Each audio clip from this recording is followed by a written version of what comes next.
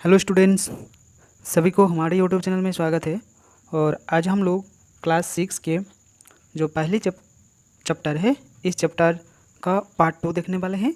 इससे पहले पार्ट 1 हमने अपलोड किए हैं और आज हम लोग देखेंगे ये जियोग्राफी है। और जियोग्राफी का जो बहुत ही बढ़िया है, जो कि हम लोग ग्रह के बारे में आज पूरा जानकारी प्राप्त करेंगे। आप लोग देख पा रहे हैं किस तरह से ये सूर्य है, ये हो गया आपका सूर्य, फिर हो गया बुधा, ये हो गया आपका बुधा, शुक्र, पृथ्वी। इस तरह से यहाँ कितने ग्रह है? 8 ग्रह है। कितने हैं? 8 ग्रह है। तो इसके बारे में हम लोग पूरा विस्तार से जानेंगे। चलिए इसे हम लोग देखते हैं। तो देखिए, पहले सौर ऊर्जा शक्तिशाली भंडार है। सौर क्या है? ऊर्जा का शक्तिशाली भंडार है। और इसमें मुख्य रूप से जो हाइड्रोजन और हीलियम गैस का क्या है, विशाल भंडार हम लोग को वहाँ मिलता है। अब देखिए, हम लोग ग्रहों के बारे में जानकारी प्राप्त करेंगे। हमारे सौरमंडल में कितने ग्रह है? 8 ग्रह है। कितने हैं? 8 ग्रह है। वे सूर्य से दूरी के अनुसार क्रमशः, मान लीजिए यहाँ सूर्य है, उसके बाद इधर इधर इधर इधर इधर ऐसे करके ग्रह का जो क्रमागत रूप से दिया हुआ है, ये है बुध, शुक्र, पृथ्वी, मंगल, बृहस्पति, शनि, यूरेनस एवं नेपचून। एवं क्या है? नेपचून है। आकार के अनुसार ग्रहों का सबसे बड़े से सबसे छोटे क्रमशः हम लोग देखेंगे।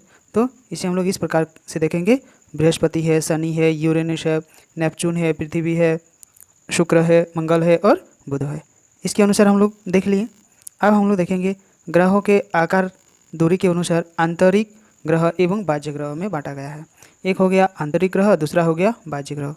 बुध, शुक्र, पृथ्वी, मंगल, ये हो गया आपका आंतरिक ग्रह। सूर्य के नज़दीक है, आकार में छोटे हैं तथा चट्टानों से बने होने के कारण ये भारी है। ये चट्टान से बना हुआ ग्रह है जो कि आंतरिक ग्रह है, इसीलिए ये भारी है। बृहस्पति, शनि, यूरेनस और नेपचून बाह्य ग्रह है। ये सूर्य से दूर स्थित है और आकार में बड़े हैं और गैस से बने होते हैं। ये आकार में बड़ा है और ये गैस के अनुसार बने हुए हैं। ठीक है। सौरमंडल के सभी 8 ग्रह एक निश्चित पथ पर क्या करते हैं? चक्कर लगाते हैं। ये रास्ते में क्या है? वृत्ताकार है और ये क्या कहलाते हैं? कक्षा हम लोग इसे कहेंगे।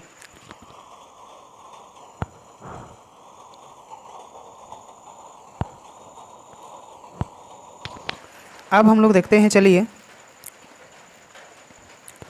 पूरा देखेंगे आज हम लोग। ठीक है, वीडियो थोड़ा लंबा होगा लेकिन आप लोग पूरा इसको देखिए। ठीक है। अभी हम लोग देखेंगे बुध के बारे में। किसके बारे में देखेंगे? बुधा, जो अंग्रेजी में मरकरी इसको हम लोग कहते हैं। तो बुध देखिए, बुध सूर्य के सबसे नज़दीक ग्रह है। यह आकार में सबसे छोटा है। अपनी कक्षा में सूर्य के चारों ओर एक चक्कर लगाने में ये कितना दिन लगता है? 88 दिन लगाते हैं। ठीक है, इसके बारे में आप लोग समझ गए। शुक्र, वेनुस, इसके बारे में सूर्य से दूरी के अनुसार यह दूसरा ग्रह है। यह आकार की दृष्टि से 7वां सबसे बड़ा ग्रह है। यह सौरमंडल का सबसे गर्म ग्रह है और शुक्र और पृथ्वी का जुड़वा ग्रह भी इसे माना जाता है, क्योंकि यह आकार एवं आकृति लगभग पृथ्वी के समान रूप से ही हम लोग को मिलता है। यह ग्रह सूर्योदय के पहले एवं सूर्यास्त के बाद हम लोग के नज़र में आता है। इसीलिए इसे क्या कहा जाता है? सुबह का तारा, यानी कि मॉर्निंग स्टार भी इसे कहते हैं और शाम का तारा भी कहते हैं, यानी कि इवनिंग स्टार भी इसे हम लोग कहते हैं। तो इसके बारे में हम लोग जानकारी प्राप्त कर लिए। अभी हम लोग देखेंगे मंगल के बारे में। मंगल के बारे में हम लोग जानकारी प्राप्त करेंगे। तो मंगल ग्रह को लाल ग्रह भी कहा जाता है। क्या कहा जाता है? लाल ग्रह। ये क्वेश्चन बहुत ही बार पूछा गया है और ये क्लास में जो आता है वो तो आता ही है, और क्लास के बाहर में भी ये क्वेश्चन बहुत बार आ चुका है। ठीक है। यह पृथ्वी जो ग्रह पृथ्वी का लगभग आधा है। पृथ्वी जितना बड़ा है उससे ये ग्रह कितना है? आधा है। मंगल सूर्य से दूसरी के अनुसार चौथा ग्रह माना जाता है और पृथ्वी के तरह मंगल भी एक स्थलीय धरातल वाला ग्रह। पृथ्वी जैसा धरातल मिलता है, इस तरह से ये धरातल मिलता हम लोग को। भौगोलिक जो भौगोलिक विशेषताओं के अलावा मंगल ग्रह का घूर्णन और मौसमी चक्र पृथ्वी के समान है। और भौगोलिक स्थिति में हम लोग अगर देखेंगे तो पृथ्वी का जैसा रूप है, जैसा जिस तरह से काम करता है उसी तरह से ही ये भी करता है। ठीक है, अब हम लोग देखेंगे जुपिटर यानी कि बृहस्पति के बारे में। जुपिटर बृहस्पति के बारे में हम लोग देखेंगे। यह सौरमंडल का सबसे बड़ा ग्रह है। बृहस्पति क्या है? सौरमंडल का सबसे बड़ा ग्रह है। ये आप लोग अपने अपने कॉपी में नोट करते जाइए। ठीक है, सूर्य से दूरी के अनुसार यह 5वां ग्रह है। और सूर्य के दूरी के अनुसार इसे हम लोग देखेंगे तो ये कितना है? 5वां है। सूर्य से दूरी के अनुसार ये 5वां है, नहीं सॉरी, ये सारे ग्रहों के अपेक्षा बृहस्पति के सबसे अधिक उपग्रह है। और बृहस्पति के कितने हैं? बहुत ही ज़्यादा उपग्रह। इसकी उपग्रहों की संख्या अगर हम लोग देखेंगे तो 67 है। कितना है? 67 इसका उपग्रह है। अब आएंगे हम लोग शनि ग्रह के बारे में, स्टर्न्स के बारे में देखेंगे। यह सौरमंडल का सबसे सुंदर ग्रह है, यानी देखने में इसको बहुत ही अच्छा दिखता है। इसके चारों ओर चमकीला छल्ला होता है। चमकीला छल्ला यानी कि गैस से ये बना हुआ है। सूर्य से दूरी के अनुसार यह छोटा ग्रह है। और दूरी के अनुसार अगर हम लोग देखेंगे तो ये छोटे नंबर पे आता है। यह सौरमंडल में पृथ्वी के बाद दूसरा सबसे बड़ा ग्रह है। ये पृथ्वी के बाद अगर हम लोग देखेंगे, पृथ्वी तो सबसे ये बृहस्पति तो सबसे बड़ा है। और बृहस्पति के बाद अगर हम लोग देखेंगे तो ये शनि जो ग्रह है ये दूसरे नंबर पे, बड़े के अनुसार दूसरे नंबर पे आता है। ठीक है, शनि के 62 उपग्रह है। शनि के कितने उपग्रह है? 62 उपग्रह है। और अगर हम लोग बृहस्पति का देखेंगे तो ये 60 कितना है? 7 है। ये 67 है, जिसमें टाइटन सबसे बड़ा है। और शनि ग्रह की रचना जो है ये 75% हाइड्रोजन और 25% जो है हीलियम से बना हुआ है। जल, मीथेन, अमोनिया और पत्थर बर्फ के रूप में यहाँ बहुत कम मात्रा में पाए जाते हैं। और ये सब जो पत्थर बर्फ के रूप में बहुत कम मात्रा में हम लोग को मिलता है। आज देखिए, अब हम लोग देखेंगे यूरेनस को देखेंगे तो ये भी चारों ओर छल्ला है। छल्ला का मतलब एक ये गोल टाइप का होता है और इस तरह से छल्ला जैसे ऊपर में दिखता रहता है। ऊपर में ये इस तरह से छल्ला जैसा दिखता है। ठीक है, यह सूर्य से दूरी के अनुसार 7वां ग्रह है। और आकार की दृष्टि से ये आकार की दृष्टि है उसके अनुसार देखेंगे यह तीसरा बड़ा है। और विलियम हर्लस ने यूरेनस की खोज की है। और नेपच्यून को देखेंगे, यह आकार और बनावट में यूरेनस के समान है और आकार की दृष्टि से ये चौथा है। अभी तक प्लेटो भी एक ग्रह हम लोग उसे मानते थे, परंतु अंतर्राष्ट्रीय खगोलीय संगठन ने यह बैठक अगस्त 2006 में यह निर्णय लिया कि वह कुछ समय पहले खोजे गए और खगोलीय पिंड सिरियस से लूप तथा प्लूटो बोने ग्रह है। तो इसे इस तरह से बनाया गया। अब देखेंगे पृथ्वी के बारे में हम लोग। पृथ्वी देखिए, आकार की दृष्टि से यह 5वां सबसे बड़ा ग्रह है। सूर्य से दूरी के हिसाब से पृथ्वी का तीसरा ग्रह है। सूर्य के हिसाब से देखेंगे तो ये तीसरे नंबर पे आता है, बड़े रूप में नहीं, जैसे 1st, 2nd, 3rd, 4th इस तरह से अगर देखेंगे तो ये तीसरा नंबर पे आता है सूर्य। ये सूर्य हुआ, बुध हुआ, बृहस्पति हुआ, ये पृथ्वी हुआ, इस तरह से जब आता है तो इसका जो सीरियल आता है तो ये तीसरे नंबर पे आता है। यह आंतरिक ग्रहों का सबसे बड़ी है। हम लोग पृथ्वी में रहते हैं और यह अपना संपूर्ण प्रकाश जो है, ऊष्मा जो है ये प्राप्त करती है, जो पृथ्वी के सबसे नज़दीक तारा भी इसे हम लोग कहते हैं। और यह ध्रुव के पास थोड़ी चपटी और वही कारण यह आकार को भूआब भी हम लोग कहते हैं। भूआब अर्थात भूआब का अर्थ अगर हम लोग देखेंगे तो पृथ्वी के समान आकार। जीवन के लिए अनुकूल परिस्थितियाँ संभवतः केवल पृथ्वी पर ही पाई जाती है, यानी कि जहाँ हम लोग रहते हैं यही सब कुछ होने लायक है। बाकी जितने सारे ग्रह हैं कोई भी ऐसे ग्रह नहीं है जहाँ हम लोग अच्छे से जीवन यापन कर सके, सब कुछ हम लोग को मिल सके। इस तरह का कोई ग्रह नहीं है जो कि पृथ्वी के अलावे। ठीक है, और देखेंगे हम लोग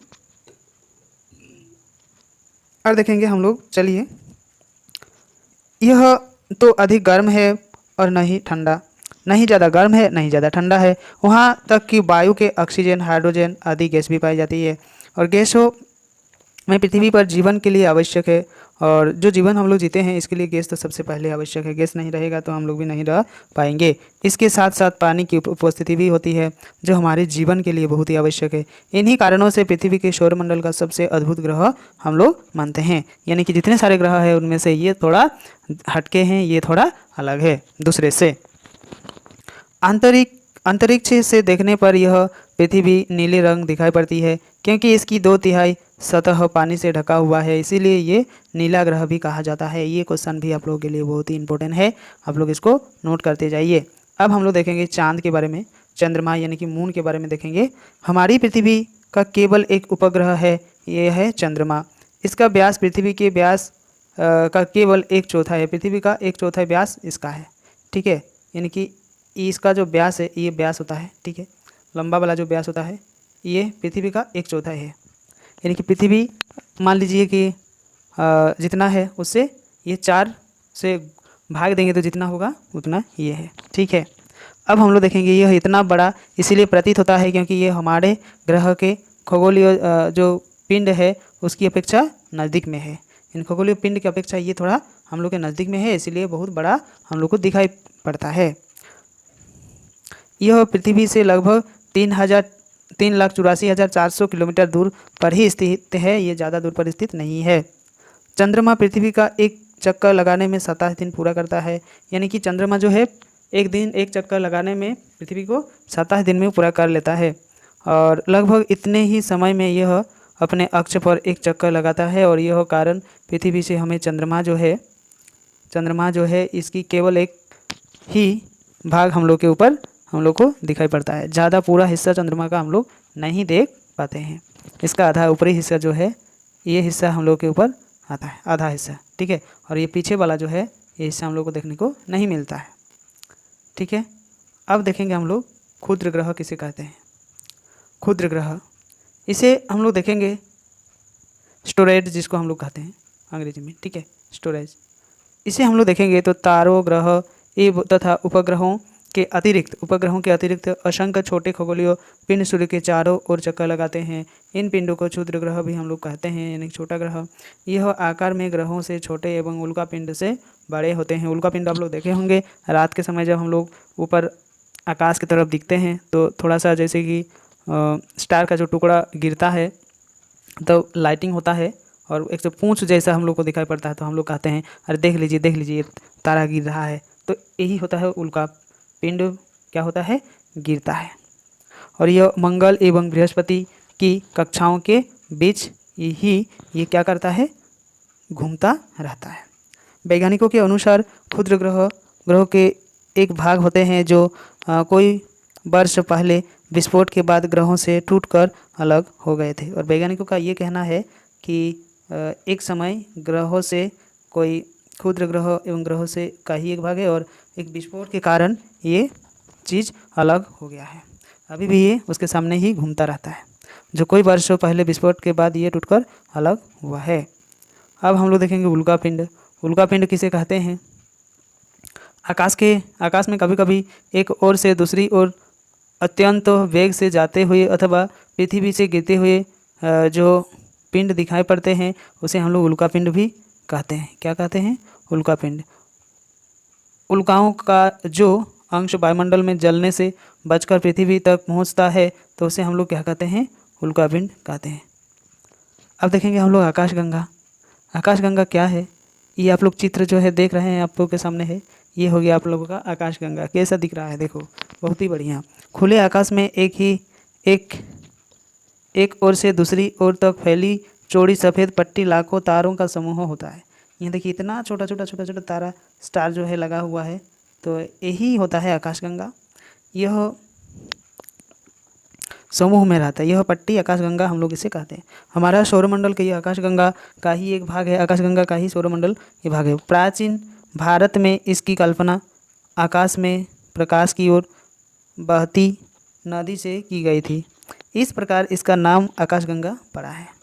किस तरह से पड़ा है, यानी कि प्राचीन भारत में इसकी जो कल्पना आकाश जो आकाश में प्रकाश की एक बहती नदी की धारा जो है, हम लोग देखते हैं जब आकाश की तरफ तो कभी कभी हम लोग को ये दिखाई पड़ता है, एक धुंधला धुंधला सा थोड़ा थोड़ा दूर अंतर में दिखता है। तो उसे बहुत ही स्टार जो है, तारा है, एक समूह में रहता है और इसीलिए हम लोग को उस तरह से हम लोग को देखने को मिलता है। आकाशगंगा बड़ा पड़ा था और आकाशगंगा के आकार का अनुमान इस बात से लगाया जा सकता है कि अगर हमारे पूरे सौरमंडल में जो क्षेत्रफल होता है उसे 1 रुपये के जो सिक्के होते हैं, 1 रुपये को जो सिक्के जितना समझ लिया जाए उसकी तुलना में आकाशगंगा का क्षेत्रफल भारत का क्षेत्रफल का लगभग 1.5 गुना है। ठीक है, अब हम लोग देखेंगे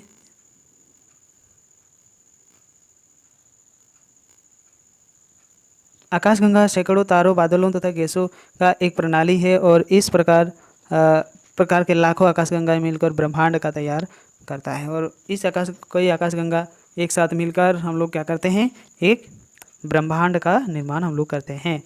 अब आएंगे हम लोग उपग्रह। क्या आएंगे? उपग्रह, सेटेलाइट। इसके बारे में देखिए, ये हो गया आप लोग का ब्रह्मांड। बहुत सारा चीज़ जो है एक साथ मिला हुआ है और इसीलिए ये ब्रह्मांड बन गया।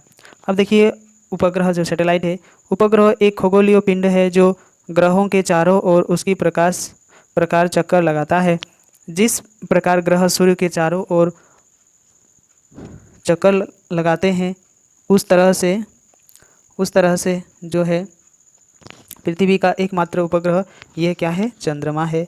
और बृहस्पति ग्रह का सर्वाधिक उपग्रह है और सौरमंडल से सबसे बड़ा उपग्रह गैनेमिड और बृहस्पति का उपग्रह, इसे हम लोग मानते हैं। अब आएंगे हम लोग मानव निर्मित उपग्रह। मनुष्य के द्वारा जो उपग्रह तैयार किया गया, इसके बारे में हम लोग जानेंगे। तकनीकी विकास के कारण मानव ने दूरसंचार एवं खोज संबंधी कार्यों के लिए मानव निर्मित उपग्रहों का विकास किया है। यानी कि बहुत सारा चीज़ को खोज निकालने के लिए इस उपग्रहों का आविष्कार किया गया। यह वैज्ञानिकों के अनुसार बताया गया है कि कृत्रिम जो होती है, ये जो कृत्रिम यानी कि मनुष्य के द्वारा जो बनता है वही होता है कृत्रिम। ठीक है, मनुष्य के द्वारा जो बनाया जाता है वही होता है कृत्रिम। ये जिसका प्रयोग हम ब्रह्मांड के बारे में जानकारी प्राप्त करने के लिए पृथ्वी पर संचार के माध्यम से किए जाते हैं। संचार के माध्यम से पृथ्वी से हम लोग उसको क्या करते हैं? कनेक्ट करते हैं। इन उपग्रहों की अपेक्षा यान के द्वारा अंतरिक्ष को क्या करते हैं हम लोग? इसे अंतरिक्ष में भेजा जाता है इस यान के द्वारा और एवं पृथ्वी की कक्षा में स्थापित किया जाता है। और अंतरिक्ष ब्रह्मांडों के उपस्थित कुछ भागों में उपग्रह इनसेट, एडुसेट, IRS इत्यादि इसमें लगा हुआ है। और भारत द्वारा चंद्रमा के बारे में अधिक जानकारी जुटाने के लिए 2008 ईस्वी में चंद्रयान प्रथम तथा 2019 में चंद्रयान द्वितीय का प्रक्षेपण किया गया। ये आप लोग नोट कर लीजिए ताकि कभी ना भूलें। ठीक है, इन मानव निर्मित उपग्रहों का जो प्रयोग है, इसका प्रयोग radio, television, telephone, mobile, internet आदि सेवाओं में किए जाते हैं और इसके साथ साथ सैन्य प्रयोजन के लिए भी इन उपग्रहों का प्रयोग हम लोग करते हैं। तो ये आज हम लोगों ने क्या किया, इस चैप्टर को पूरा ख़त्म कर दिया। और जो नए स्टूडेंट इस चैनल में जुड़े हैं वो इस चैनल को सब्सक्राइब जरूर करें ताकि आने वाले जितने सारे वीडियो अपलोड होगा उसका नोटिफिकेशन आप लोगों को सबसे पहले मिलेगा। और अपने अपने दोस्त को भी इस चैनल को शेयर करें ताकि उसको भी ये वीडियो मिल सके और ताकि उसको भी जो जानकारी है वो ना छूट सके। तो आज के लिए हम लोग यही ख़त्म करेंगे। सभी को बहुत बहुत धन्यवाद।